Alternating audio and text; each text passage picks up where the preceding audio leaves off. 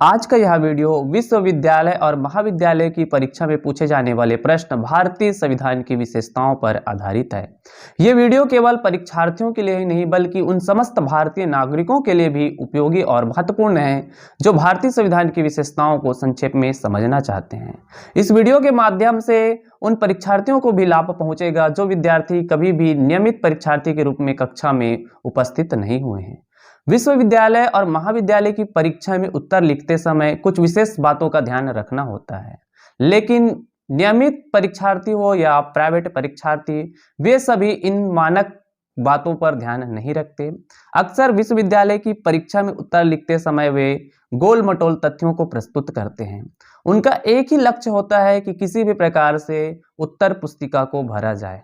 इस बात का विशेष ध्यान रखिएगा कि केवल उत्तर पुस्तिका भरने से ही नंबर नहीं मिलता, बल्कि जो प्रश्न पूछा गया है उनका संक्षेप में और सार्थक तथ्यों के साथ अगर आप उत्तर लिखते हो तो ज़्यादा से ज़्यादा नंबर आपको प्राप्त होगा। इस बात का भी ध्यान रखिएगा कि उत्तर लिखते समय आपकी जो हैंड राइटिंग है वो अच्छी होनी चाहिए, लिखावट अच्छी होगी और सारगर्भित तथ्य आप लिखेंगे तो इससे मूल्यांकनकर्ता को काफ़ी प्रभावित करता है और मूल्यांकनकर्ता आपको अधिक से अधिक अंक देने के लिए प्रेरित होते हैं। तो इस वीडियो के माध्यम से हम विभिन्न विश्वविद्यालयों द्वारा पूछे जाने वाले महत्वपूर्ण प्रश्नों की एक सीरीज जो चलाए हैं उसको हम कंटिन्यू करेंगे। आप इस वीडियो के नीचे कमेंट्स करिएगा, इस वीडियो को शेयर करिएगा, साथ ही इस चैनल को सब्सक्राइब करिएगा। तो आइए प्रारंभ करते हैं आज का वीडियो। मैं हलेश कुमार स्वागत करता हूं आपका एकलव्य ई पाठशाला में। तो दोस्तों, किसी भी प्रश्न का उत्तर लिखने की प्रारंभिक जो चरण है वो है रूपरेखा का निर्माण। जब भी आप किसी भी प्रश्न का उत्तर लिखें तो सबसे पहले आप रूपरेखा बनाइए। रूपरेखा बनाते समय इस बात का ध्यान रखिएगा कि उस रूपरेखा में उस प्रश्न की प्रस्तावना, फिर जो मुख्य प्रश्न पूछे हैं उनका वर्णन करिएगा। जैसे भारतीय संविधान की विशेषता, तो यहाँ पर भारतीय संविधान की विशेषता हम उत्तर पुस्तिका के पीछे के पृष्ठों में इनका विस्तृत वर्णन किए हैं, लेकिन प्रथम पृष्ठ में हम ये बताने का प्रयास करेंगे कि हमने उत्तर पुस्तिका में जो प्रश्न पूछे गए उसका उत्तर किस प्रकार लिखे हैं, उसकी एक ढांचा बनाते हैं, उसी को रूपरेखा कहा जाता है। तो जैसे हमने बताया है कि सबसे लंबा और लिखित संविधान है भारतीय संविधान, दूसरा है विभिन्न स्रोतों से लिया गया, तीसरा नम्यता और अनम्यता का समन्वय, फिर जैसे हमने बताया कि मौलिक अधिकार, तो भारतीय संविधान में जो मौलिक अधिकार हैं वो 6 प्रकार के मौलिक अधिकार भारतीय नागरिकों को प्रदान किए गए हैं, जिसमें पहला मौलिक अधिकार है समानता का अधिकार, फिर दूसरा है स्वतंत्रता का अधिकार, तीसरा है शोषण के विरुद्ध अधिकार, चौथा है धार्मिक स्वतंत्रता का अधिकार और पांचवा है शिक्षा व संस्कृति का अधिकार, छठवा है संवैधानिक उपचारों का अधिकार। इस प्रकार हमने प्रथम पृष्ठ में ही ये बताने का प्रयास किए हैं कि उत्तर पुस्तिका के पीछे के पृष्ठों में हमने उत्तर को किस प्रकार से लिखा हुआ है। फिर है पंथ निरपेक्षता और उसके बाद है संविधान संशोधन की प्रक्रिया, जिसका हमने वर्णन किया है विशेष बहुमत के रूप में, और दूसरा विशेष बहुमत प्लस आधे से अधिक राज्यों के समर्थन के रूप में। फिर हमने बताया कि आपातकालीन प्रावधान की व्यवस्था, तो भारत के संविधान में आपातकाल की प्रावधान की भी व्यवस्था किया गया है, जैसे राष्ट्रीय आपात, राष्ट्रपति शासन और वित्तीय आपातकाल। फिर उस प्रश्न का निष्कर्ष देना होता है जो संक्षेप में होते हैं। फिर है संदर्भ ग्रहण कि आपने जो उत्तर लिखे हैं इनका सार तत्व या उनको आपने कहाँ से ग्रहण किया है, किन किताबों का आपने अध्ययन किया है जहां से ये उत्तर आपने लिखे हैं। तो आइए आगे प्रारंभ करेंगे कि एक प्रश्न की उत्तर किस रूप में आपको लिखना है। जैसे कि हमने वीडियो के प्रारंभ में ये चर्चा किए थे कि एक प्रश्न का उत्तर लिखते समय हमें मुख्य तथ्यों पर ध्यान केंद्रित करना होता है। जब भी आप किसी भी प्रश्न का उत्तर लिखें तो सबसे पहले आप प्रस्तावना लिखिए। प्रस्तावना लिखते समय आप ध्यान में रखिएगा कि जो प्रश्न पूछा गया है उसका मुख्य केंद्रीय भाव क्या है। भारतीय संविधान की प्रमुख विशेषताओं का वर्णन करना है तो हम इस बात का उल्लेख करेंगे कि भारत का जो संविधान है जो 26 जनवरी 1950 को प्रभावी हुआ, यह संविधान 2 वर्ष और 11 माह 18 दिन की अवधि में बनकर तैयार हुआ। इसे बनाने के लिए संविधान सभा का गठन किया गया था जो 10 लाख की जनसंख्या पर आधारित था। 10 लाख की जनसंख्या पर एक सदस्य का निर्वाचन हुआ था। तो भारत का संविधान का निर्माण करने के लिए संविधान सभा बनाए गए, उस पर कंटिन्यू चर्चाएं हुई, बहुत सारी तथ्यों को प्रस्तुत किया गया, उन तथ्यों पर चर्चा हुए और फिर बाद में जाकर भारत के संविधान को पूर्णतः लागू किया, जो 26 जनवरी 1950 को लागू हुआ। 26 नवंबर 1949 को भारतीय संविधान को अंगीकृत किया गया। भारतीय संविधान की बहुत सी महत्वपूर्ण विशेषताओं को अन्य देश की संविधान की विशेषताओं से लिया गया है, फिर भी भारत की संविधान की कुछ महत्वपूर्ण विशेषताएं हैं जिनका वर्णन नीचे संक्षेप में किया जा रहा है। जैसे कि पहला जो भारतीय संविधान की विशेषता है वो है कि भारत का संविधान जो है वो सबसे लंबा व लिखित संविधान है। अक्सर विद्यार्थी क्या करते हैं कि प्रश्न का जो उत्तर है उसको रटने का प्रयास करते हैं। आप प्रश्न का उत्तर रटिए नहीं बल्कि समझिए। आप चाहे जिस भी किताब से पढ़ो या जिस भी कुंजी के माध्यम से आप परीक्षा की तैयारी कर रहे हो, इस बात का ध्यान रखिएगा कि रटा हुआ ज्ञान ज़्यादा देर तक साथ नहीं रहता। जो समझोगे वही आपको परीक्षा में काम आता है। परीक्षा हॉल में वही तथ्य आप लिख पाते हैं जिसे आपने समझा हुआ। जैसे कि यहाँ पर जो पहला पॉइंट है भारतीय संविधान की विशेषता, वो है कि भारत का संविधान सबसे लंबा व लिखित संविधान है। तो इस बात का ध्यान रखिएगा कि यहाँ पर क्या बात किया जा रहा है, लंबा। इसका मतलब यह है कि यहाँ पर कुछ चीजें हैं जो बहुत विस्तृत रूप में है, लंबे रूप में। जैसे कि क्या बोला जा रहा है कि भारत का संविधान लंबा है। लंबा का तात्पर्य है कि इसका कोई ना कोई साक्ष्य जो है वो लिखित रूप में। जैसे सबसे पहले आप लिखित संविधान को समझिए। लिखित का अर्थ क्या होता है कि कोई भी तथ्य या साक्ष्य जो लिखित रूप में उपस्थित है उसे ही क्या कहेंगे, लिखित। ये नहीं कि आपने कुछ कह दिया और उसका कोई प्रमाण नहीं है तो उसका वैधता ज्यादा नहीं रहता। वही चीज ज्यादा वैलिड होती है जो लिखित रूप में होता है। तो भारत का संविधान जो है वो लिखित है और लिखित होने के साथ साथ यह क्या है, विश्व का सबसे लंबा लिखित संविधान है। क्यों? क्योंकि भारत के संविधान में, जब भारत का संविधान 26 नवंबर 1949 को अंगीकृत किया गया और 26 जनवरी 1950 को अपनाया गया, इसको लागू किया गया, तब भारत के संविधान में 22 भाग, 395 अनुच्छेद और 8 अनुसूचियां थी, जो विश्व के किसी भी संविधान में इतनी लंबी अनुच्छेद और अनुसूचियां साथ ही भाग नहीं है। वर्तमान समय में भारत के संविधान में एक प्रस्तावना है, 470 से ज्यादा अनुच्छेद हैं और इसमें 12 अनुसूचियां शामिल है, जो इसे विश्व का एक अनोखा संविधान बनाता है। इस प्रकार आप ध्यान रखिएगा कि भारत का संविधान विश्व का सबसे लंबा व लिखित संविधान है। दूसरी सबसे महत्वपूर्ण विशेषता यह है कि भारत के संविधान को विभिन्न देशों के संविधानों से अंगीकृत किया गया है। दूसरी जो विशेषता है वो ये कहता है कि भारत का संविधान विभिन्न स्रोतों से विहित है, अर्थात हमने भारत का संविधान का निर्माण करते समय विभिन्न देशों के संविधानों का गहन अध्ययन किया और उसके बाद जो भारत के संविधान के लिए उपयुक्त था, भारत के लोगों के कल्याण के लिए उपयुक्त था, उन्हीं तथ्यों को शामिल किए हैं। इसमें हमने क्या किया है कि भारतीय शासन अधिनियम जो 1935 था, उनके उपबंधों को हुबहू रूप में या उसमें थोड़े बहुत परिवर्तन करके उसको शामिल कर लिए हैं। डॉक्टर भीमराव अंबेडकर, जिनका महत्वपूर्ण योगदान था भारतीय संविधान के निर्माण में, जिसे भारतीय संविधान का पिता भी कहा जाता है, उन्होंने गर्व के साथ कहा था कि भारत के संविधान का निर्माण विश्व के विभिन्न संविधानों को छानने के बाद किया है। ये नहीं कि केवल कुछ ही तथ्यों का अध्ययन करके संविधान का निर्माण कर दिए, बल्कि विभिन्न देशों के संविधानों की महत्वपूर्ण विशेषताओं का अध्ययन करने के बाद उन्हीं विशेषताओं को हमने भारत के संविधान में शामिल किया है, जो भारत के लोगों के कल्याण के लिए कार्य करता है। जैसे कि हमने भारत के संविधान में रूस से जो मौलिक कर्तव्य उनको ग्रहण किया, तो वहीं पर मौलिक अधिकार को हमने अमेरिका अर्थात यूएसए की संविधान से ग्रहण किया है। साथ ही संविधान में जो संशोधन की प्रक्रिया है, अनुच्छेद 368, इसे दक्षिण अफ्रीका के संविधान से ग्रहण किया है। ब्रिटेन के संविधान से संसदीय प्रणाली, प्रधानमंत्री का पद, मंत्रिमंडल व विधि का शासन, साथ ही एकल नागरिकता को ग्रहण किया है। वहीं जापान से हमने विधि द्वारा स्थापित प्रक्रिया को ग्रहण किया है। ऑस्ट्रेलिया से प्रस्तावना की भाषा को ग्रहण किया है। तो कनाडा से हमने राज्यपाल का पद को ग्रहण किया है। आयरलैंड से जो राज्य के नीति निर्देशक तत्व हैं, डीपीएसपी है, उसको ग्रहण किया है। तो इस प्रकार हमने विभिन्न देशों के संविधानों की महत्वपूर्ण विशेषताओं को भारतीय संविधान की विशेषताओं में सम्मिलित किए हैं, जो भारत के संविधान को एक अनोखा संविधान बनाता है। तीसरी महत्वपूर्ण विशेषता है वो है नम्यता एवं अनम्यता का समन्वय। भारत के संविधान में नम्यता एवं अनम्यता का समन्वय है। इसका अर्थ यह है कि भारत का संविधान नम्यता, नम्यता का मतलब होता है लचीला, लचीला अर्थात जिसमें शीघ्रता से परिवर्तन किया जा सकता है, सुधार किया जा सकता है। अनम्यता का अर्थ है जिसमें परिवर्तन व सुधार करना कठिन होता है, उसको क्या कहा जाता है? अनम्यता। जैसे आप देखेंगे कि ब्रिटेन का जो संविधान है उसमें नम्यता का गुण अधिक है, लचीला है।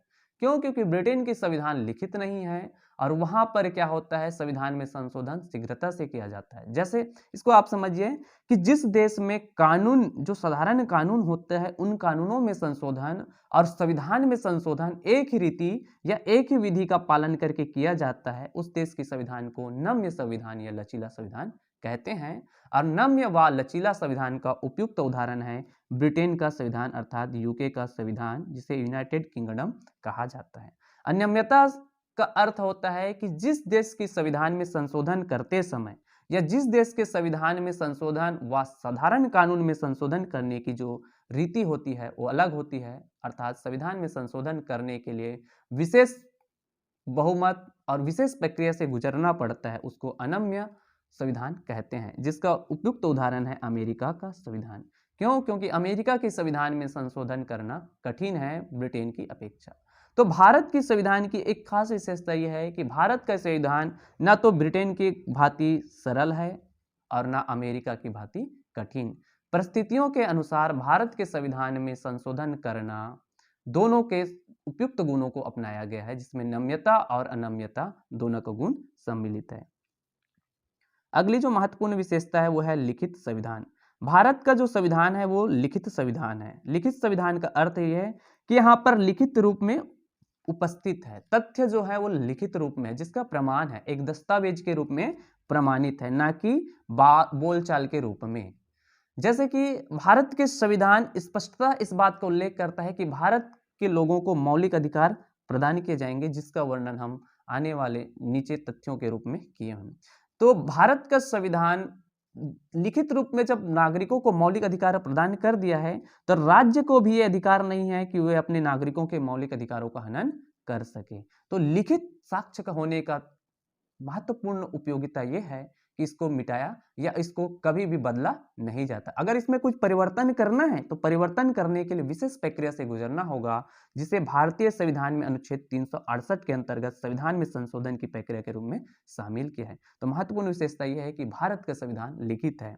अगला महत्वपूर्ण विशेषता है वो ये है विस्तृत संविधान। भारत का जो संविधान है वो विस्तृत है, विस्तृत रूप में इनका उल्लेख है। जैसे कि 22 भागों और 395 अनुच्छेद, साथ ही 8 अनुसूचियां जब संविधान 26 नवंबर 1949 को अधिकृत किया गया था और 26 जनवरी 1950 को लागू किया गया था, तभी प्रारंभ हुए थे। आज वर्तमान में 395 जो अनुच्छेद थे वो 470 से अधिक अनुच्छेद हो गए हैं, साथ ही अनुसूचियों की संख्या इसमें 4 और जुड़ गई, अभी है वर्तमान में 12 अनुसूचियां। तो इस प्रकार भारत का संविधान विस्तृत है, विस्तृत रूप में इनका वर्णन है। भारत के संविधान में जो महत्वपूर्ण अंग है शासन के प्रमुख अंगों में जैसे व्यवस्थापिका, कार्यपालिका और न्यायपालिका, इनका वर्णन है। इनकी गठन, संरचना, कार्य एवं शक्तियों का वर्णन है। साथ ही इनकी संचालन की शक्ति किनके हाथों पर होगी और परिस्थिति अनुरूप शासन संचालन के लिए ये किन किन कृत्यों को करेंगे, इन सभी का उल्लेख भारतीय संविधान में किया। इस प्रकार यह भारत का संविधान विश्व का सबसे अधिक विस्तृत एवं विशाल संविधान है। छठवीं महत्वपूर्ण विशेषता है भारतीय संविधान की, वो है निर्मित संविधान। निर्मित का अर्थ है जिसका निर्माण किया गया हो। आप इस बात का ध्यान रखिए कि आपको रटने की जरूरत नहीं है, परीक्षा में उत्तर लिखने के लिए आपको समझने की जरूरत है। यदि आप एक बार ध्यानपूर्वक किसी भी किताब में इस प्रश्न का उत्तर पढ़ लेते हो और उसका मनन करते हो, आप एक भारतीय नागरिक हो और भारतीय नागरिक होने के नाते इनका मनन करते हो, तो ये सारी विशेषताएं आपके ऊपर या आपके इर्द गिर्द ही दिखाई पड़ती है। निर्मित संविधान, निर्मित का अर्थ है निर्माण, अर्थात जिसका निर्माण हुआ है उसे ही निर्मित संविधान कहेंगे। तो आपके मन में ये प्रश्न आ सकता है कि भाई संविधान है, संविधान क्या है? नियमों और कानूनों का लिखित दस्तावेज है, तो उसका तो निर्माण हुआ होगा, पर ऐसा नहीं है। ब्रिटेन के संविधान, ब्रिटेन में भी संविधान है, पर ब्रिटेन का संविधान लिखित नहीं है, बल्कि क्या है? अलिखित। वही अमेरिका विश्व का सबसे पहला लिखित संविधान है, पर वो संक्षेप में लिखा गया है। वहीं भारत है जो विश्व का सबसे बड़ा लिखित संविधान है। तो इस प्रकार आप पाएंगे कि भारत की संविधान की एक विशेषता ये है कि वो निर्मित संविधान है। इसका अर्थ ये होता है कि निर्मित संविधान अर्थात इसका एक निर्माण हुआ, जैसे कि हम प्रारंभ में बात किए हैं कि भारत का संविधान 2 वर्ष 11 माह और 18 दिन की समय अवधि के बाद बनकर तैयार हुआ। अंततः इस पर 284 संविधान सभा के सदस्यों ने हस्ताक्षर किया, तब जाकर 26 नवंबर 1949 को इसको अपनाया गया और 26 जनवरी 1950 को इसको लागू किया गया। इसके निर्माण के लिए अनेक समितियों का गठन हुआ, जिसमें से एक प्रमुख समिति है जिसको कहा जाता है प्रारूप समिति, जिसके अध्यक्ष थे डॉक्टर भीमराव अंबेडकर, और डॉक्टर भीमराव अंबेडकर ही भारतीय संविधान के पिता कहलाते हैं। भारतीय संविधान की एक महत्वपूर्ण विशेषता जो इसे विशेष बनाता है अन्य देशों की अपेक्षा, वो है मौलिक अधिकार। भारत के संविधान भारत के नागरिकों को मौलिक अधिकार प्रदान करता है। अब यहाँ पर आपको मौलिक अधिकार का अर्थ समझना अनिवार्य है। मौलिक और अधिकार, तो सबसे पहले आप अधिकार समझिए। अधिकार का तात्पर्य होता है कि मानव होने के नाते हमें जो अधिकार प्रदान प्राप्त हैं या हमें जो अधिकार प्रदान किए गए उन्हीं को क्या कहा जाता है, अधिकार। लेकिन हम जब जन्म लेते हैं परिवार में, तो हमें परिवार में जन्म लेने से बहुत सारे अधिकार मिल जाते हैं, समाज से हमें बहुत से सामाजिक अधिकार मिल जाते हैं, पर बहुत सारे ऐसे अधिकार हैं जिसे शासन प्रशासन के द्वारा हमारा प्रदान किया जाता है। अर्थात हमें भारत देश के नागरिक हैं, तो नागरिक होने के नाते हमें नागरिकता मिलता है, और नागरिकता के साथ साथ हमें मतदान का अधिकार मिलता है। मतदान के साथ हमें राजनीतिक कार्यों में भागीदारी करने, पार्टिसिपेट करने, उम्मीदवार बनने, मत का दान करने आदि का अधिकार मिलता है। लेकिन जब मौलिक अधिकार की बात होती है, तो मौलिक अधिकार का अर्थ है कि ये एक ऐसे अधिकार हैं, मौलिक अधिकार, जिन अधिकारों को पूरा करने या जिन अधिकारों का हनन करने का राज्य को भी अधिकार नहीं होता। इसको ऐसे समझिए कि भारत के संविधान में 6 प्रकार के मौलिक अधिकारों का उल्लेख है। इन 6 प्रकार के मौलिक अधिकारों को राज्य भी मना नहीं कर सकता अपने नागरिकों के लिए लागू करने के लिए। अर्थात इन 6 प्रकार के अधिकारों का हनन भी राज्य नहीं कर सकता, आपके ऊपर प्रतिबंध राज्य भी नहीं लगा सकता, उसे ही मौलिक अधिकार कहते हैं। और इस बात को भी ध्यान रखिए, अगर आपके मौलिक अधिकारों का हनन होता है राज्य के द्वारा, राज्य के प्रशासन के द्वारा, तो आप सर्वोच्च न्यायालय और उच्च न्यायालय में शरण ले सकते हैं और वहां पर वाद ला सकते हैं। इसका अर्थ यह है कि यदि आपके मौलिक अधिकारों का हनन होता है तो आप उच्च न्यायालय और उच्चतम न्यायालय में अपील कर सकते हैं। अब ये मौलिक अधिकार हैं कौन कौन से, इसे समझोगे तो आप आसानी से समझ पाओगे कि मौलिक अधिकार किसे कहते हैं। जैसे सबसे पहला जो मौलिक अधिकार है वो है समानता का अधिकार। भारतीय संविधान के अनुच्छेद 14 से लेकर 18 तक समानता के अधिकार का उल्लेख किया गया है। अब ये समानता का अधिकार, इसका अर्थ यह है कि भारतीय संविधान का अनुच्छेद 14 कहता है कि विधि के समक्ष अर्थात कानून के समक्ष सभी नागरिक, चाहे वो एक आम खेतीहार मजदूर हो, चाहे वो उच्च सर्विस में सेवा प्रदाता व्यक्ति हो, भारत का करदाता व्यक्ति हो या कृषि कार्यों में लगा हुआ मजदूर हो, सभी विधि के सामने सबके साथ विधि एक समान कानून का पालन करेगा, सबको एक समान मानेगा। अर्थात भारतीय संविधान का अनुच्छेद 14 कहता है विधि के समक्ष समानता।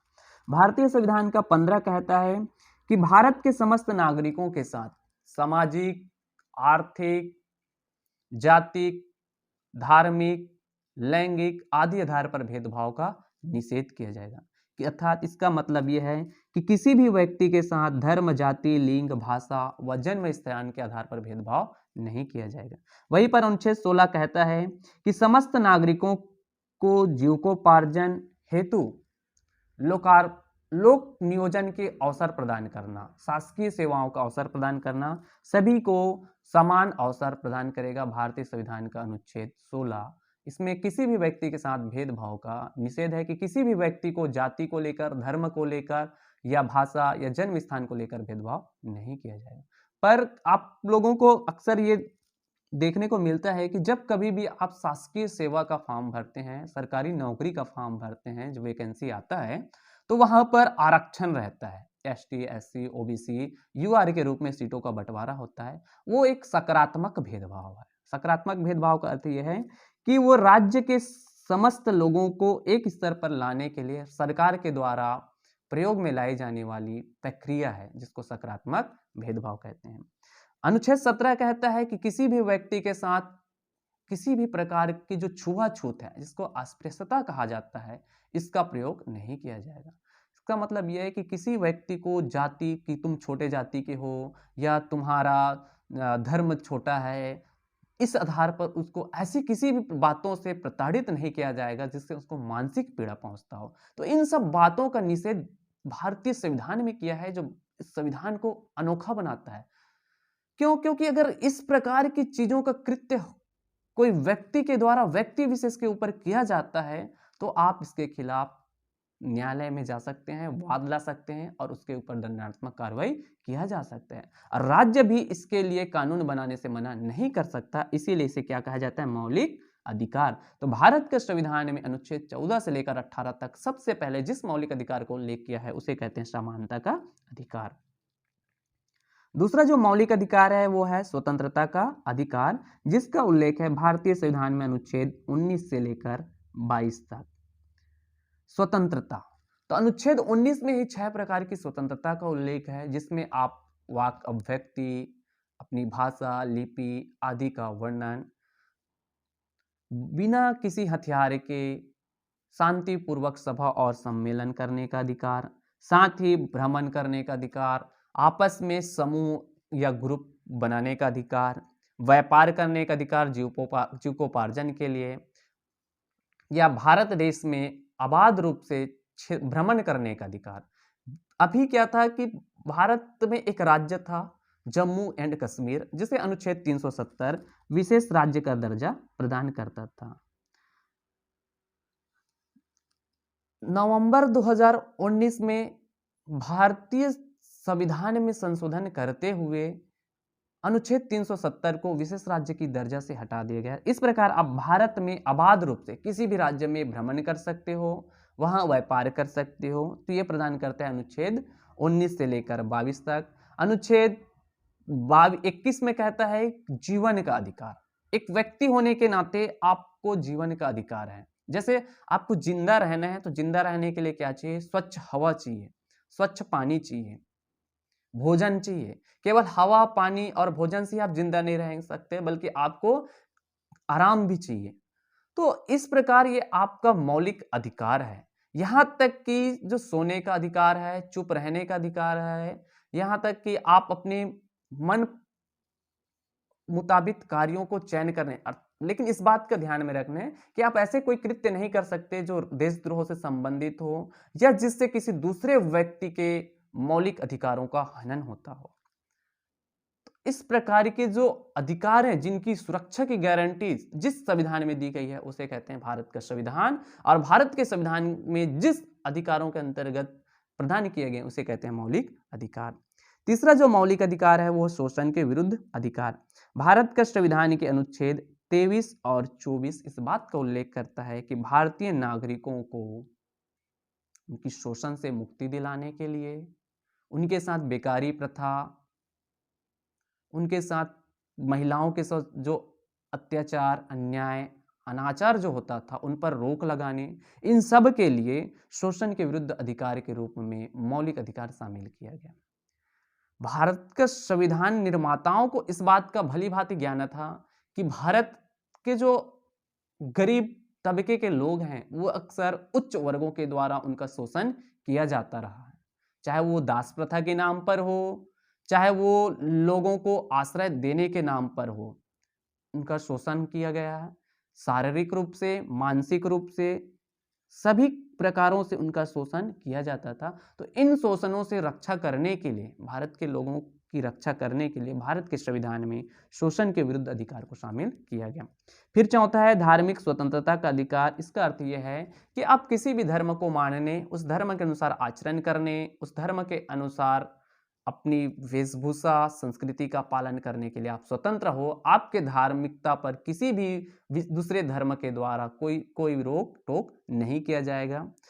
पांचवी जो मौलिक अधिकार है वो है सांस्कृतिक एवं शिक्षा का अधिकार। अर्थात आप जिस भी धर्म से जुड़े हुए उसके आधार अपनी संस्कृति की रक्षा करने, शिक्षा का प्रचार प्रसार करने, विशेषकर अल्पसंख्यक समुदायों को सांस्कृतिक एवं शिक्षा के अधिकार अनुच्छेद 29 और 30 के तहत अधिकार प्रदान किए गए हैं। फिर है संवैधानिक उपचारों का अधिकार जो है अनुच्छेद 32 में, जिसके तहत ये जो उपरोक्त मौलिक अधिकार है, 5 प्रकार के जो मौलिक अधिकार मिले हैं, इन मौलिक अधिकारों के हनन होने पर उच्च न्यायालय और उच्चतम न्यायालय रिट जारी करता है। 5 प्रकार की रिट जारी करते हैं और इससे क्या क्या होता है, आपके मौलिक अधिकारों की रक्षा होता है। तो ये था भारतीय संविधान में उल्लेखित मौलिक अधिकार जो भारत के संविधान को विशेष बनाता है अन्य देशों की अपेक्षा। भारतीय संविधान का अगला जो महत्वपूर्ण विशेषता है वो ये है संविधान में संशोधन की प्रक्रिया। संविधान निर्माता इस बात से भली भांति परिचित थे कि देश काल के अनुसार संविधान में संशोधन की आवश्यकता हो सकती है, पर भारत के संविधान में संशोधन की जो प्रक्रिया है इसका उल्लेख भारतीय संविधान के अनुच्छेद 368 में किया गया है। भारतीय संविधान के अनुच्छेद 368 में इस बात का उल्लेख किया गया है कि संविधान में संशोधन करते समय आप किन माध्यमों या किन प्रक्रियाओं का पालन करेंगे। तो भारत का संविधान का अनुच्छेद 368 जिसमें एक तो है विशेष बहुमत के द्वारा भारत के संविधान में संशोधन किया जा सकता है, और दूसरा है विशेष बहुमत प्लस आधे से अधिक राज्यों के समर्थन के द्वारा भारत के संविधान में संशोधन किया जा सकता है। अब बार बार संविधान में संशोधन सुनने से आपके मन में ख्याल आ सकता है कि क्या इससे पूरे का पूरा संविधान भी बदला जा सकता है, पर ऐसा बिल्कुल भी नहीं। ये उसी प्रकार है जैसे यदि आप एक नई कार खरीदते हैं तो उसमें एक टूल बॉक्स होता है, छोटा सा टूल बॉक्स होता है जिसमें कुछ सामग्री उपकरण रहते हैं, पेना पेंचिस के रूप में सामग्री रहती है। उसके माध्यम से क्या आप पूरे के पूरे कार बना सकते हैं क्या? तो इसका उत्तर होगा नहीं। हाँ, लेकिन आप जैसे टायर बदलना है या नट बोल्ट टाइट करना है या ढीला करना है, तो इस प्रकार के काम को आप उससे कर सकते हैं। वैसे ही भारत के संविधान में समय अनुसार यदि कोई परिवर्तन की आवश्यकता होती है तो उसके लिए आज से 70 साल पहले संविधान निर्माताओं ने एक ऐसी उपबंध किया था, एक ऐसी व्यवस्था दिया था, उसी को कहते हैं संविधान संशोधन। और इस संविधान संशोधन की जो प्रक्रिया है इसमें भी कुछ ऐसे स्थितियों का निर्माण किए जिससे एकाएक संविधान में संशोधन नहीं हो पाता। यदि अगर किसी भाग में या किसी अनुच्छेद में संशोधन की आवश्यकता होती है तो उसको साधारण बहुमत से भी संशोधन किया जा सकता है, लेकिन कुछ बड़े भागों में जैसे कि मौलिक अधिकार हैं, उच्चतम न्यायालय के अपीली अधिकार हैं, इन पर संशोधन करना है तो इसके लिए विशेष बहुमत प्लस आधे से अधिक राज्यों का समर्थन की आवश्यकता होती है। इस प्रकार संविधान में संशोधन किया जाता है जो भारत के संविधान की एक विशेषता है। अगली जो महत्वपूर्ण विशेषता है वो ये है कि संसदीय शासन व्यवस्था। भारत में संसदीय शासन व्यवस्था को अपनाया गया है। संसदीय शासन का अर्थ है कि जिस देश का जो शासन है वो संसद द्वारा निर्धारित होता हो, अर्थात संसद द्वारा जिस पर नियंत्रण रखा जाता हो उसी ही संसदीय शासन वाली व्यवस्था कहते हैं। और हमने यहाँ संसदीय शासन की जो व्यवस्था है इसको ब्रिटेन की संविधान से लिया हुआ है। क्यों? क्योंकि ब्रिटेन के संविधान को, ब्रिटेन की देश को क्या कहा जाता है? संसदीय व्यवस्था की जननी। संसदीय शासन व्यवस्था इसका अर्थ यह है कि भारत की जो व्यवस्थापिका है उसको क्या कहा जाता है? संसद कहा जाता है। और इसका जो गठन है भारतीय संविधान में अनुच्छेद 79 में संसद का उल्लेख है। इसके 2 सदन हैं, एक को बोला जाता है राज्यसभा और दूसरे को बोला जाता है लोकसभा, साथ ही राष्ट्रपति, इन तीनों से मिलकर संसद का गठन होता है। अब यहाँ पर शब्द का उल्लेख हुआ है संसदीय, इसका अर्थ ये होता है कि जैसे कि आप अभी लोकसभा का चुनाव होगा और उस लोकसभा में लोकसभा सदस्य को चुनते हैं, वही लोकसभा सदस्यों के द्वारा उत्तरदायी शासन का निर्माण किया जाता है। अर्थात जो लोकसभा के सदस्य हैं उन्हीं से ही प्रधानमंत्री और अन्य मंत्रियों का गठन होता है। और ये सभी कार्यपालिका के सदस्य होते हैं, साथ ही साथ ये क्या होते हैं? व्यवस्थापिका के भी सदस्य होते हैं। और इनके ऊपर ये जो कार्यपालिका के सदस्य हैं इनके ऊपर व्यवस्थापिका के सदस्यों का नियंत्रण होता है। इसी को क्या कहा जाता है? उत्तरदायी शासन, या इसी को कहा जाता है कैबिनेट व्यवस्था वाली शासन। यही क्या है? संसदीय शासन। और हम इस संबंध में इंग्लैंड, फ्रांस, जापान आदि देशों के संविधानों का अनुकरण करते हैं। अगली जो महत्वपूर्ण विशेषता वो ये है कि भारत का संविधान संपूर्ण प्रभुत्व संपन्न लोकतंत्रात्मक गणराज्य वाला है। भारत के संविधान में क्या है कि भारत लोकतंत्रात्मक गणराज्य है। पहले आप समझिएगा संपूर्ण प्रभुत्व संपन्न, इसका अर्थ यह है कि यदि हमारे ऊपर अर्थात किसी बाहरी सत्ता का हमारे ऊपर अधिकार होता या उनका नियंत्रण होता, उनके नियंत्रण में हम काम करते हैं, जैसे कि हमने 1947 से पहले हमारे ऊपर ब्रिटिश हुकूमत का नियंत्रण था, हमारी संप्रभुता नहीं थी। जैसे एक राज्य के लिए आवश्यक तत्व हैं, एक तो है कि वो एक निश्चित भूभाग हो, जनसंख्या हो, सरकार हो और संप्रभुता हो। तो हमारे पास जनसंख्या, निश्चित क्षेत्रफल था भारत का, 552 देशी रियासतों में बटे हुए थे, जनसंख्या था, साथ ही सरकार भी थी, लेकिन हमारे पास संप्रभुता नहीं था। क्यों? क्योंकि हमारी आंतरिक संप्रभुता का जो अधिकार था वो ब्रिटिश हुकूमत के पास था।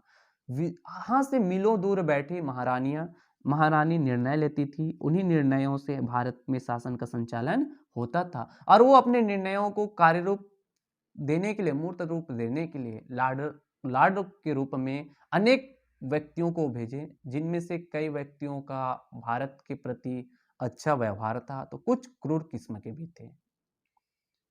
ठीक, तो इसका अर्थ ये हुआ प्रभुत्व। तो जब हमने 15 अगस्त 1947 को भारत आजाद हुआ तो हमें संप्रभुता मिला, उसी को कहा जाता है हमें प्रभुत्व संपन्नता।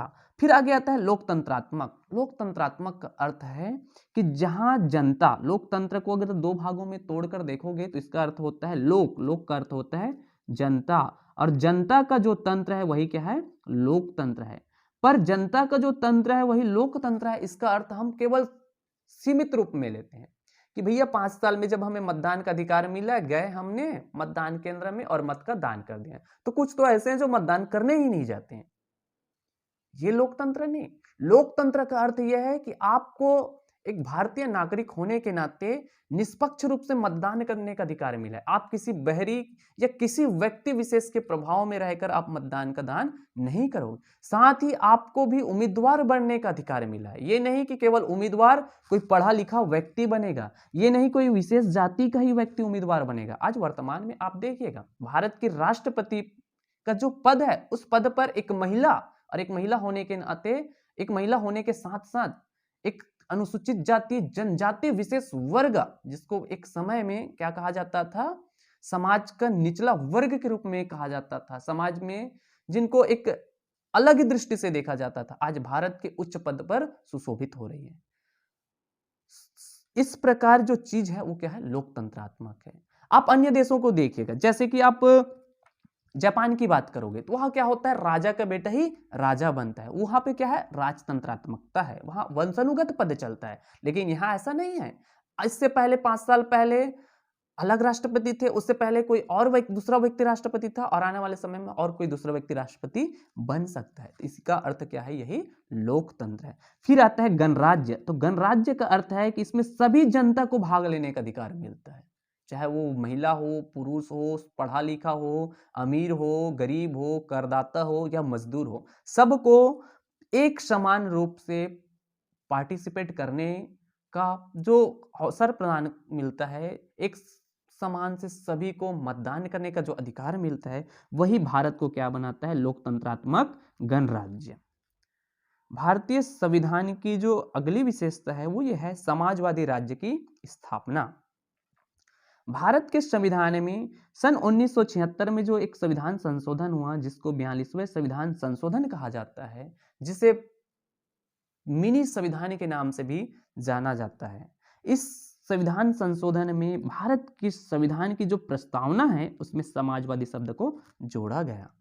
भारतीय संविधान का यह जो शब्द है समाजवादी, समाजवादी का अर्थ है कि समाज के सभी लोग, चाहे वो अमीर हो, गरीब हो, श्रमिक हो, मजदूर हो, उद्योगपति हो, सबको सामाजिक एवं आर्थिक रूप से समानता का अधिकार मिलेगा।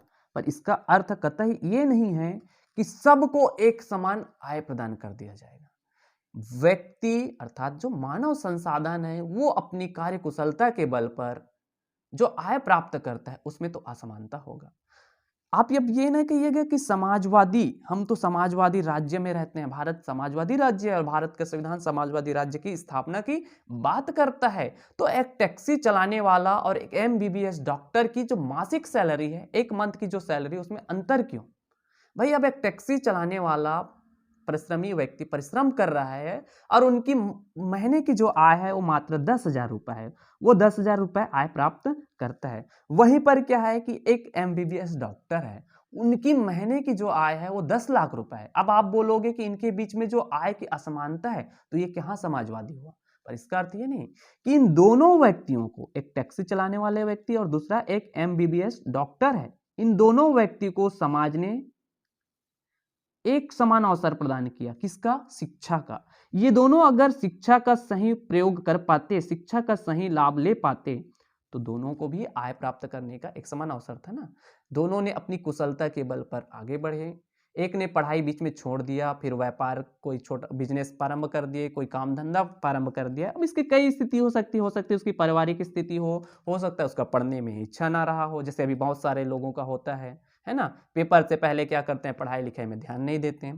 परीक्षा जैसे आता है, कल पेपर है, एक दिन पहले पढ़ते हैं, कहीं कहीं पे मंदिर मस्जिद गुरुद्वारों में जाकर मत्था टेकते हैं, हवन भजन कीर्तन करते हैं कि पास हो जाए पास हो जाए। तो ऐसे नहीं होता है। एक आप अगर परीक्षार्थी के रूप में सम्मिलित हो रहे हो तो परीक्षा से पहले आप उसका होमवर्क तैयार कर लीजिएगा, नोट्स तैयार कर लीजिए। एक बार कम से कम किसी भी, चाहे वो बुक के माध्यम से पढ़ो, आजकल तो ऑनलाइन माध्यम में अनेकों स्टडी मटेरियल आपको मिल रहे हैं। कई ऐसे माध्यम मिल रहे हैं जिसमें सरलता से आप किसी प्रश्न के उत्तर याद कर सकते हैं। तो वहां से आप नोट्स बनाइए और उन नोट्स को बनाकर एक बार समझ लीजिए। परीक्षा से पहले आप उसको केवल रिवीजन करिए और पेपर में जाइए, परीक्षा में बैठिए और उत्तर लिखें। लेकिन ऐसा नहीं, बस क्या किए, परीक्षा से 1-2 दिन पहले कुंजियां ढूंढते हैं, इधर उधर उत्तर ढूंढते हैं, मित्रों का सहारा लेते हैं, कहीं से किसी का नोट्स लाते हैं, उसको पढ़ते हैं, जितना हो सके पढ़े, अगले दिन पेपर में गए, फिर वहां बैठे, प्रश्न पूछा कुछ और है और उत्तर लिख रहे हैं कुछ और फिर बाद में परिणाम हमको मिलता है, या तो उस परीक्षा में हम फेल होते हैं, ये सप्लीमेंट्री की परीक्षा पुनः दिलाते हैं और उसमें भी पुनः सप्लीमेंट्री आ जाते हैं। भाई एक पेपर है, एक प्रश्न है, और आजकल जो मूल्यांकन की प्रक्रिया है वो बदल चुकी है। आज दुनिया डिजिटल हो चुका है, सब साक्ष्य आपके द्वार में, आपके हाथों में है, 24 घंटे आपके पैकेट में रहता है। शायद ही ऐसी कोई जगह होगा जिस जगह पर उसका प्रवेश निषेध होगा, लेकिन सामान्यतः वो आपके साथ साथ चलता है। एक छोटा सा मोबाइल है, जो मोबाइल आपको ऑल टाइम दुनिया से जोड़ा हुआ है। दुनिया जगत की जो खबर है, दुनिया भर की जो खबरें हैं, वो खबरें ऑल टाइम आपके पास है। तो आप उससे रिलेटेड चीजों का उपयोग करिए जो परीक्षा में आपको काम आ सके। और परीक्षा की तैयारी केवल 2 दिन पहले ना करिए, बल्कि परीक्षा की तैयारी आप पूर्व में करके रखिए, ताकि आप आसानी से अच्छे अंक अर्जित कर आप परीक्षा में पास हो सके। आगे बात करते हैं। भारतीय संविधान की जो 12वीं महत्वपूर्ण विशेषता है वो है संघीय स्वरूप। भारत का जो स्वरूप है वो संघीय है। भारत में संघीय व्यवस्था को अपनाया गया है, पर इसका अर्थ ये नहीं है कि भारत अमेरिका की भांति संघीय है। अमेरिका जो है, वहां पर क्या हुआ कि वहां के जो 50 राज्य हैं, वो 50 राज्य मिलकर अमेरिका को यूएसए बनाते हैं, यूनाइटेड स्टेट ऑफ अमेरिका बनाते हैं। अर्थात वहां क्या है कि वहां पर अमेरिका की नागरिकता सबको मिला हुआ है, साथ ही उनको वहां की नागरिकता भी मिला है जिस राज्य के वो निवासी हैं। जैसे कि न्यूयॉर्क, तो न्यूयॉर्क की भी नागरिकता उस व्यक्ति को मिला है जो उस न्यूयॉर्क के निवासी है, साथ ही उनको अमेरिका की भी नागरिकता मिला है। और भारत के संविधान को संघीय बनाने के लिए जो महत्वपूर्ण विशेषताएं हैं, जैसे एक संघीय संविधान की विशेषता होती है कि वहां पर लिखित संविधान हो, तो भारत में लिखित संविधान है। संविधान के साथ साथ जो सर्वोच्च संविधान है, संविधान को सर्वोच्च माना जाता है। केंद्र और राज्यों के बीच अधिकारों का विभाजन, जिसको शक्ति पृथक्करण कहा जाता है। मॉन्टेस्क्यू महोदय ने इस बारे में बहुत महत्वपूर्ण बुक लिखा है। फिर है न्यायिक सर्वोच्चता, न्यायपालिका की सर्वोच्चता। तो ये सभी क्या बनाते हैं, संविधान को संघीय बनाते हैं, और भारत के संविधान में इन सब बातों का उल्लेख है। इस प्रकार भारत का संविधान क्या है, संघीय है। अगली महत्वपूर्ण विशेषता है भारतीय संविधान की, वो ये है पंथ निरपेक्षता, राज्य की स्थापना। पंथ निरपेक्ष जो राज्य है, इसकी स्थापना भारत का संविधान करता है। 42वें संविधान संशोधन 1976 में समाजवादी शब्द के साथ साथ पंथ निरपेक्ष शब्द को भी भारत के संविधान में शामिल किया गया। यह जो पंथ निरपेक्ष है वो क्या कहता है कि भारत के समस्त नागरिक, चाहे वो जिस भी धर्म को मानने या जिस भी धर्म में विश्वास करे, अपनी आस्था के अनुसार पूजा करे, इसकी उनको स्वतंत्रता है। इसका अर्थ यह है कि भारत देश का कोई एक राष्ट्रीय धर्म नहीं है, कोई विशेष धर्म को मानना है ये अनिवार्यता नहीं है भारत के नागरिकों को। तो इसे ही क्या कहा जाता है, पंथ निरपेक्ष राज्य। आप देखते हैं उदाहरण स्वरूप कि कई ऐसे देश हैं जहां की जो मूल विशेषता है वो क्या है, धार्मिकता है। एक विशेष धर्म के मानने वाले लोग ही वहां रहते हैं और वहां पर कट्टरता पूर्वक उस धर्म को मनाया जाता है, तो वो पंथ निरपेक्ष राज्य नहीं होगा। और आप देखिए कि आपके अड़ोस पड़ोस में, आपके मित्र मंडली में भी कई ऐसे लोग होंगे जो अलग अलग धर्मों से हैं, है ना। इसलिए तो हम कहते हैं कि हिंदू, मुस्लिम, सिख, ईसाई, तो ये सब क्या है, ये सब क्या है, भारत की संविधान की एक विशेष विशेषता है। अब आप इसका भी उत्तर आप पेपर में लिखते हो और आप अपने मित्र के साथ बात कर रहे हो, जो एक मित्र आपका सिख है, वहीं पर एक मित्र मुस्लिम है, एक मित्र ईसाई है, एक हिंदू है, और आप आपस में ही चर्चा कर रहे हो कि भाई भारतीय संविधान की एक विशेषता बताओ। यार मुझे याद नहीं हो रहा है। अरे भैया आपकी एक विशेषता तो आपके आजू बाजू में है, बस शर्त आवश्यकता यह है कि आपको उस प्रश्न का उत्तर ढूंढने आना चाहिए, उस प्रश्न का उत्तर बनाने आना चाहिए। पेपर में पास होना है तो पास होने के लिए किसी किताब में किसी कुंजी का उत्तर रट के मत जाइए। आप अपने दिमाग को सचेत करिए, आप अपने दिमाग का उपयोग करिए कि आपके आजू बाजू उस प्रश्न से जुड़ा हुआ उत्तर है क्या, ये उत्तर ढूंढने का प्रयास करिए। ये चीजें आपको ना केवल परीक्षा में सफल बनाएगी बल्कि आपको आपके जीवन में भी सफल बनाएगा। लेकिन हम क्या करते हैं, हम केवल किताबों के इर्द गिर्द ही घूमते रहते हैं। हम केवल पुराने लिखी हुई तथ्य, जो हो सकता है कि बहुत वर्षों से बदला भी ना गया हो, उन्हीं तथ्यों के पीछे ही दौड़ते रहते हैं, उन्हीं तथ्यों को याद करते रहते हैं। और आज दुनिया हमारे क्या कितनों कदम दूर निकल चुकी है। आज हम चांद में पहुंचने की बात पहुंच ही चुके हैं, बात तो छोड़िए, हम चांद में पहुंच चुके हैं, कदम रख चुके हैं, फिर भी हम बात करते हैं कि भारत देश में ऐसा ऐसा। आप समय के साथ अपने आप को परिवर्तित कीजिए, अपने बौद्धिक विकास कीजिए, अपनी कुशलता को विकसित कीजिए, आपके अंदर काबिलियत लाइए और आगे बढ़िए। सबको समान अवसर है। चलिए अगली जो महत्वपूर्ण विशेषता है भारतीय संविधान की वो है एकात्मकता की ओर झुकाव के साथ संघीय व्यवस्था। तो भारत के संविधान की एक महत्वपूर्ण विशेषता तो यह है कि इसमें क्या किया गया है, एकात्मकता और साथ में संघीय व्यवस्था। आगे हमने संघीय व्यवस्था तो पढ़े हैं, अभी पढ़ते एकात्मकता। इसका अर्थ यह है कि भारत में एकात्मकता का गुण है। एकात्मकता को ऐसे समझिए, क्या भारत में दोहरी नागरिकता है? तो आप सामान्य रूप से बोल सकते हो कि हाँ। क्यों? क्योंकि आप एक बार बोलते हो कि मैं हाँ आप किस राज्य के नागरिक हो, तो आपसे प्रश्न किया जाता है तो आप उत्तर देते हो नहीं मैं मध्य प्रदेश का हूँ, नहीं मैं तो महाराष्ट्र का हूँ। कोई बोलता है नहीं मैं गोवा का हूँ, कोई बोलता है कि मैं केरल का हूँ, कोई तमिलनाडु का हूँ, कोई बोलता है छत्तीसगढ़ का। हाँ आप हो उस राज्य का नागरिक, लेकिन एक समय आने पर आपकी ये जो नागरिकता है जो अलग अलग राज्यों में बटी हुई है ये नहीं रहती, बल्कि क्या रहती है कि आप केवल भारत के नागरिक हो, आपकी केवल एक ही नागरिकता है, वो भारत की नागरिकता। इसको ऐसे समझिएगा कि शांति काल में, जब देश में शांति काल की स्थिति है, देश में सब कुछ ठीक ठाक चल रहा है, ना कोई युद्ध की स्थितियां निर्मित हुई है, ना ही कोई ऐसे कोई अशांति फैला हुआ है, तो उस दौरान आप क्या है, संघात्मक हैं, और संघात्मक होने के नाते आपको क्या मिला है, राज्य की नागरिकता है, राज्य की नागरिकता है। लेकिन अगर यहीं कहीं कोई बाहरी आक्रमण हो जाता है, युद्ध हो जाता है, या कोई राष्ट्रीय आपातकाल लागू हो जाता है, जो अनुच्छेद 352 के तहत होता है, यदि अनुच्छेद 352 के तहत राष्ट्रीय आपातकाल संपूर्ण भारत में लागू हो जाता है, तो आपका केवल एक ही नागरिकता होगा, वो होगा भारत की नागरिकता। आपकी कोई राज्य की अलग अलग नागरिकता नहीं होगा। युद्ध आदि स्थितियों में या अशांति काल में आपका केवल एक ही कर्तव्य है, भारत देश की रक्षा करना। यही क्या है, एकात्मकता का गुण है। भारत के संविधान में भारत के वे सभी आम लक्षण विद्यमान हैं भारत के संविधान में, जो उनको संघ के रूप में बनाते हैं। जैसे दो सरकार, शक्तियों का विभाजन, यहाँ पर दोहरी सरकार है ना, एक होती है केंद्र की सरकार और एक होती है राज्य की सरकार। शक्तियों का विभाजन होता है। भारतीय संविधान के अनुच्छेद जो 7वीं अनुसूची है, भारतीय संविधान की जो 7वीं अनुसूची है, उसमें इस बात का स्पष्ट उल्लेख है कि राज्यों को शक्तियां, संघ को शक्तियां, और साथ ही दोनों के बीच की शक्तियां, जिसको समवर्ती सूची कहा जाता है। संघ सूची, राज्य सूची और समवर्ती सूची के रूप में शक्ति का उल्लेख है। लिखित संविधान है, संविधान की सर्वोच्चता है, अर्थात संविधान इसके कोई भी आगे नहीं जा सकता है, चाहे वो कार्यपालिका का प्रमुख हो, चाहे वो कानून का प्रमुख हो, या एक न्यायाधीश क्यों ना हो, सब किसके दायरे में रहकर काम करेंगे, वो रखेंगे संविधान के दायरे में है। संविधान की कठोरता, ये संविधान ब्रिटेन की भांति बहुत सरल है, ऐसा नहीं है, संविधान कठोर है। क्यों? क्योंकि इसमें संविधान में संशोधन करने की 2 प्रक्रिया अपनाई है।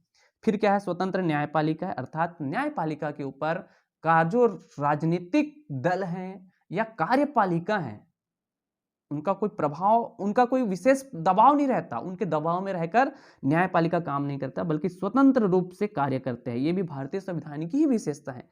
तो इस प्रकार आप देखते हैं कि भारत की संविधान की महत्वपूर्ण विशेषताएं निम्नलिखित प्रकार से हैं। भारतीय संविधान की अगली महत्वपूर्ण विशेषता वो ये है, संसदीय संप्रभुता एवं न्यायिक सर्वोच्चता में समन्वय है। भारत के संविधान में ब्रिटेन की भांति भारत का संविधान में ना तो संसद सर्वोच्च है और ना ही अमेरिका की भांति सर्वोच्च न्यायालय है, बल्कि हमने दोनों के बीच के गुणों को अपनाए हैं। इसलिए भारतीय संविधान की एक विशेषता है कि भारत में संसदीय व्यवस्था के साथ साथ न्यायिक सर्वोच्चता दोनों के बीच में तालमेल बनाया गया है, दोनों के बीच की स्थिति को अपनाएं। अब आप देखें कि कितनी खास विशेषता है ये, कि यदि हम ब्रिटेन की भांति संसद को सर्वोच्च कर देते तो हम न्यायपालिका की सर्वोच्चता से छूट जाते, अर्थात अमेरिकी विशेषता से छूट जाते। यदि हम अमेरिका की भांति सर्वोच्च न्यायालय को सर्वोच्च कर देते, सर्वोच्च न्यायालय को सर्वोच्चता प्रदान कर देते, तो हम संसद जो ब्रिटेन की विशेषता है उनसे छूट जाते। तो हमने क्या किया, दोनों के बीच का रास्ता अपनाया, दोनों के बीच के तालमेल को अपनाया, और ये भारत के संविधान को अनोखा बनाता है। भारतीय संविधान की एक खास विशेषता है, वो यह है एकीकृत एवं स्वतंत्र न्यायपालिका। न्यायपालिका जो है वो क्या है, स्वतंत्र है, और इसके ऊपर किसी भी प्रकार का कोई राजनीतिक दबाव नहीं है, कार्यपालिका का कोई दबाव नहीं है।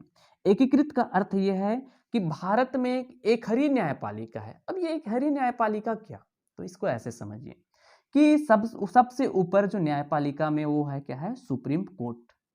सुप्रीम कोर्ट है, इसको शॉर्ट में लिख रहा हूँ एससी, जो दिल्ली में है सुप्रीम कोर्ट। उसके बाद क्या है, राज्यों में हाई कोर्ट है, राज्यों में हाई कोर्ट है।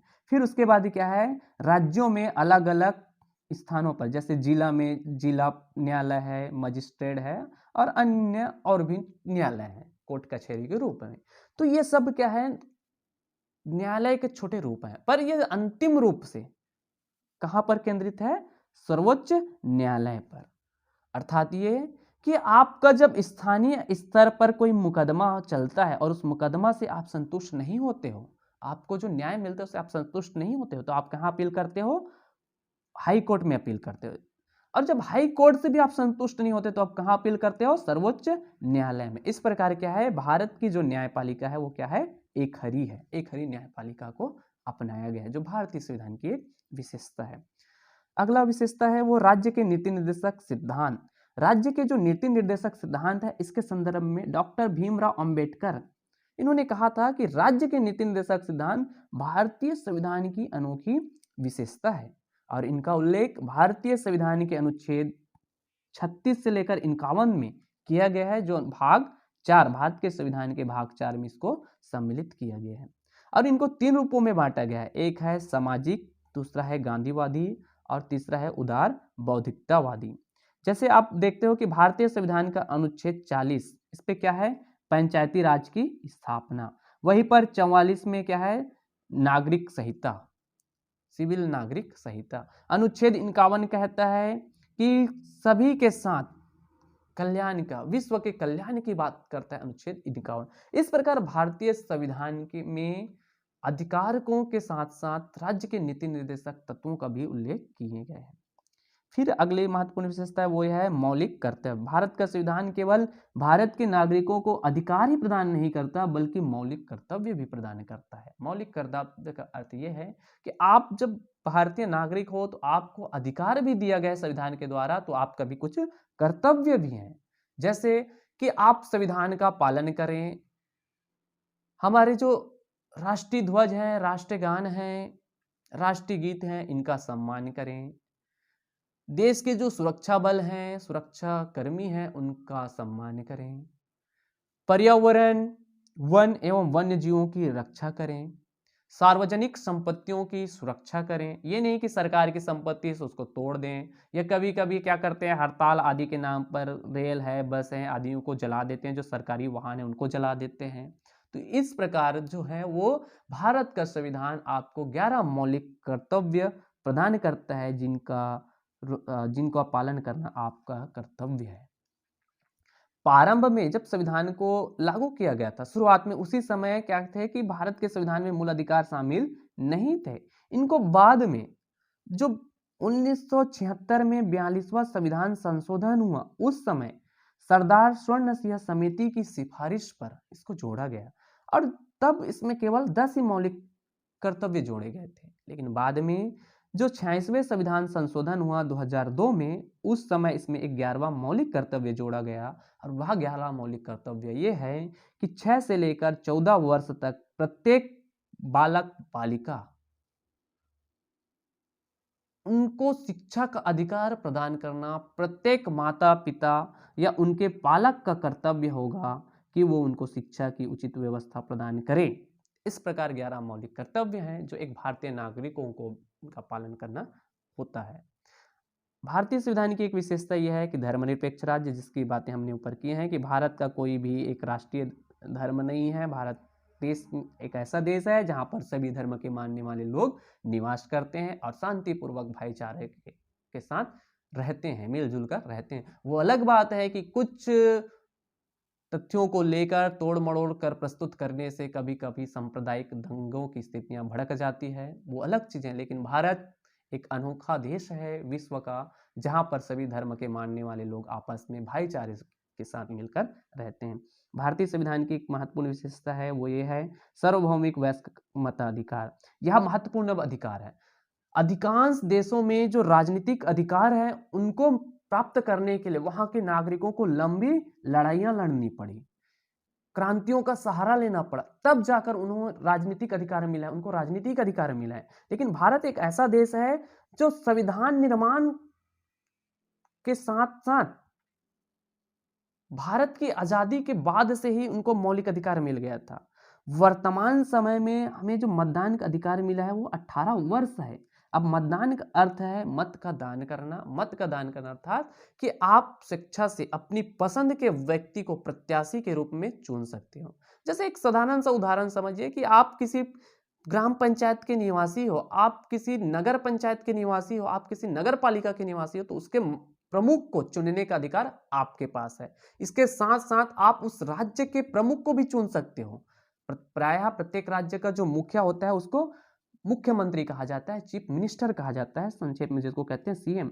तो इनको चुनने का भी अधिकार आपको मिला। आपका एक मतदान इनको सीएम बनाता है। आप सीएम को डायरेक्ट तो नहीं चुनते, लेकिन आप एक विधायक को चुनते हो, और उन्हीं विधायक के बीच से एक व्यक्ति क्या बनता है, विधायक दल का नेता, जो मुख्यमंत्री के पद में जाता है। आप देश के जो वास्तविक कार्यपालिका है, देश में 2 प्रकार की कार्यपालिका है, संविधान में भी है कि एक होता है वास्तविक कार्यपालिका और एक होता है नाम मात्र की कार्यपालिका। जैसे राष्ट्रपति अर्थात प्रेसिडेंट जो है वो क्या है, नाम मात्र की कार्यपालिका है। वहीं पर प्रधानमंत्री क्या है, वास्तविक कार्यपालिका है। तो आप वास्तविक कार्यपालिका के रूप में प्रधानमंत्री को भी चुनते हो। जैसे अपनी लोकसभा के सदस्य के रूप में चुनाव होगा, तो उस चुनाव में जब मतदान करोगे तो आप लोकसभा सदस्य को चुनोगे, और उन्हीं लोकसभा के सदस्य के बीच से एक व्यक्ति क्या बनेगा, प्रधानमंत्री बनेगा, जो देश का शासन के संचालन करेगा। देश की जो कार्यपालिका है उसका प्रमुख होगा, वास्तविक कार्यपालिका का प्रयोग करेगा। तो इस प्रकार संविधान आपको एक अधिकार देता है जो मत का दान करने का। मत का दान केवल 5 साल में एक बार मत कर दिए, जो किसी तत्वों के प्रभाव में आकर कर दिए, ऐसा नहीं। एक मतदान अनमोल होता है, आपका एक वोट अनमोल होता है, वो देश की दशा और दिशा दोनों को निर्धारित करता है। साथ ही आप एक उम्मीदवार के रूप में भी चुनाव लड़ सकते हैं और विजयी हो सकते हैं, और शासन संचालन के कार्यों में अपनी भागीदारी सुनिश्चित कर सकते हैं। भारतीय संविधान की एक महत्वपूर्ण विशेषता वो है एक हरी नागरिकता। इसकी हमने चर्चा कर ली है कि भारत के संविधान में एक हरी नागरिकता है। भारत के समस्त लोगों का केवल एक ही नागरिकता है, वो है संपूर्ण देश की नागरिकता अर्थात भारत की नागरिकता। भारत के नागरिक होने के नाते सबको राजनीतिक अधिकार प्राप्त हैं। भारत के संविधान की एक खास विशेषता है, वो है आपातकालीन प्रावधान। भारत के संविधान में अनुच्छेद 352 से लेकर अनुच्छेद 360 तक आपातकालीन व्यवस्था का उल्लेख है, जिसका प्रयोग राष्ट्रपति करता है। राष्ट्रपति जो आपातकाल का प्रयोग करता है उसमें पहला है वो है राष्ट्रीय आपातकाल, जो युद्ध व आक्रमण व सशस्त्र विद्रोह के नाम पर लगाया जाता है, जिसका उल्लेख है भारतीय संविधान के अनुच्छेद 352 में। वहीं पर राष्ट्रीय आपातकाल के रूप में दूसरा आपातकाल है राष्ट्रपति शासन, जिसे संविधानों में संवैधानिक तंत्र की विफलता के आधार पर लगाया जाता है, जिसे क्या कहा जाता है, राष्ट्रपति शासन। इसका अर्थ ये होता है कि यदि किसी राज्य का जो सरकार है वो केंद्र सरकार के निर्देशों के अनुसार अगर नहीं चल रहा है तो अनुच्छेद 365 के आधार पर उसको क्या कर दिया जाएगा, बर्खास्त कर दिया जाएगा, और वहां पर क्या कर दिया जाएगा, राज्यपाल शासन करेगा केंद्र के एजेंट के रूप में। वही अनुच्छेद 356 होता है संवैधानिक तंत्र की विफलता, राष्ट्रपति शासन। तीसरा जो राष्ट्रीय आपातकाल है वो है वित्तीय आपातकाल। भारत के संविधान में अनुच्छेद 360 के आधार पर वित्तीय आपातकाल की स्थिति में वित्तीय आपातकाल लागू किया जाता है। यह तब लागू किया जाता है जब देश में मुद्रा की कमी हो जाए, अर्थात पैसे की कमी हो जाए, या ऐसी स्थिति निर्मित हो जाए कि जिस समय पैसों को लेकर एक अलग ही माहौल बन जाए, एक डर का माहौल बन जाए, भय का माहौल बन जाए, जिससे व्यापार वगैरह आदि चौपट होने लग जाए, एकाएक वस्तुओं की कीमतों में भारी गिरावट हो जाए या किसी वस्तु की कीमतों में वृद्धि हो जाए, तो इस स्थिति में वित्तीय आपातकाल लगाया जाता है। आज तक भारत में एक भी बार वित्तीय आपातकाल नहीं लगाया गया। भारतीय संविधान की एक महत्वपूर्ण विशेषता है वो है त्रिस्तरीय सरकार। त्रिस्तरीय सरकार का अर्थ है, इसका सीधा सा अर्थ है पंचायती राज। आज अपने पंचायती स्थिति को समझ लीजिएगा कि विकेंद्रीकृत शासन व्यवस्था के नाम पर जो अधिकार भारत के निचले छोर के व्यक्तियों को मिला शासन में भाग लेने का, सरकार बनने का, शासन करने का, वही क्या कहलाता है, त्रिस्तरीय सरकार, जिसमें ग्राम स्तर पर ग्राम पंचायत, मध्य स्तर पर खंड पंचायत और जिला स्तर पर जिला परिषद या जिला पंचायत। यह जो प्रावधान है भारतीय संविधान में अनुच्छेद 73वें संविधान संशोधन और 74वें संविधान संशोधन के माध्यम से भारत के संविधान में जोड़ा गया, जो 1992 सन 1992 में संविधान में संशोधन हुआ, 73वां और 74वां संविधान संशोधन। इसके अंतर्गत पंचायती राज को शामिल किया गया है। दूसरा, नगरीय शासन के लिए नगर प्रशासन को भी शामिल किया गया। तो इस प्रकार भारतीय संविधान में एक नया भाग 9 जोड़ा गया, जिसमें पंचायती राज का उल्लेख है और पंचायतों को कार्य करने के लिए 29 विषय प्रदान किए गए। पंचायतों को कार्य करने के लिए 29 विषय प्रदान किए गए। वहीं पर भाग 9 का के रूप में नगरीय शासन, नगरीय स्थानीय स्वशासन के रूप में नगर पंचायतों की स्थापना किए गए, और साथ ही नगरीय व्यवस्था में कार्य करने के लिए उनको 18 विषय प्रदान किए गए। इस प्रकार इन विषयों पर जो शासन है स्थानीय स्तर पर स्थानीय लोगों के द्वारा किया जाता है, जो विकेंद्रीकृत शासन व्यवस्था का एक अनोखा उदाहरण है, और यह भारतीय संविधान की एक खास विशेषता है। भारतीय संविधान की अगली महत्वपूर्ण विशेषता है वो है अनुच्छेद 370, जिसको क्या कहा जाता है, विशेष राज्य के दर्जा के रूप में जम्मू कश्मीर को प्रदान किया गया था। अभी वर्तमान में इसको हटा दिया गया है। अब जम्मू कश्मीर विशेष राज्य ना होकर 2 केंद्र शासित प्रदेशों में विभाजित है, एक है लद्दाख और दूसरा है जम्मू कश्मीर। भारतीय संविधान की एक खास विशेषता है वो है अनुच्छेद 44, जिसमें भारत के समस्त नागरिकों को एक समान नागरिक संहिता, सिविल संहिता मिलता है, अर्थात भारत के सभी नागरिक आपस में एक बराबर हैं, सबके लिए एक समान कानूनों का पालन होगा। अगली महत्वपूर्ण विशेषता वो है न्यायपालिका की स्वतंत्रता। और फिर है निष्कर्ष। किसी भी प्रश्न का उत्तर लिखते समय आप इस बात का विशेष ध्यान रखें कि आप उसका उत्तर जो लिखें उसका सार रूप में अंत में निष्कर्ष या उपसंहार जरूर दें। इससे होता यह है कि आप किन बातों को विशेष ध्यान दिए हैं या कुछ बातें उत्तर लिखते समय रह गया है, उनका उल्लेख आप नीचे कर सकते हैं। जैसे भारत का संविधान एक सुशिक्षित, बौद्धिक और सामाजिक दृष्टिकोणों से समृद्ध है। भारत देश का एक जो प्रतीक है वो क्या है कि यहाँ पर सामाजिक न्याय, सभी आपसी भाईचारे और सभी नागरिकों के बीच मौलिक अधिकारों की सुरक्षा की गारंटी प्रदान करता है। भारत के संविधान केवल अधिकार ही नहीं देता बल्कि कर्तव्यों का भी उल्लेख करता है, और एक व्यक्ति को अपने राष्ट्र के प्रति राष्ट्रीय प्रेम उनके अंदर जागृत करने का भी एक माध्यम बनता है। इस प्रकार भारत का संविधान भारत के लोगों की रक्षा, उनकी सुरक्षा और भारत के लोगों के जीवन की रक्षा करने का एक दायित्व को भी पूरा करता है। अंत में आप संदर्भ ग्रंथ लिखिए कि आपने ये तथ्य कहाँ से ग्रहण किया हुआ है, तो आप इनका उल्लेख करते हैं। जैसे मैंने उपयुक्त तथ्य भारतीय राज्य व्यवस्था एवं लक्ष्मीकांत की बुक से, साथ ही भारतीय शासन एवं राजनीति पुखराज जैन की बुक से, इस प्रकार तथ्यों को मैंने एकत्रित किया है। आशा करता हूं कि यह वीडियो आपके लिए काफ़ी लाभदायक रहा होगा। इस वीडियो में मैं संक्षेप में भारतीय संविधान की विशेषता जो अक्सर विश्वविद्यालय और महाविद्यालयों की परीक्षा में मिलता है, उसका उत्तर को संक्षेप में समझाने का प्रयास किया। आपको यदि यह वीडियो अच्छा लगा हो तो आप इसे अपने मित्रों को शेयर जरूर कीजिए। साथ ही वीडियो के नीचे कमेंट्स बॉक्स में कमेंट करिए और वीडियो को लाइक करिए, इस चैनल को सब्सक्राइब करिए, क्योंकि हमने एक सीरीज प्रारंभ किया हुआ है कि महत्वपूर्ण प्रश्नों की जो श्रृंखला है, जो प्रति वर्ष सभी विश्वविद्यालयों महाविद्यालयों में पूछे जाते हैं, उनके महत्वपूर्ण उत्तरों को संक्षेप में आपके सामने सारगर्भित तथ्यों के साथ प्रस्तुत करने का प्रयास करेंगे। आपका यह लाइक, सब्सक्राइब और कमेंट्स, वीडियो को सब्सक्राइब, चैनल को सब्सक्राइब करना, वीडियो को शेयर करना हमें आगे वीडियो बनाने के लिए मोटिवेट करता है। आप सभी ने यह वीडियो अंत तक देखा तो आप सभी का बहुत बहुत धन्यवाद।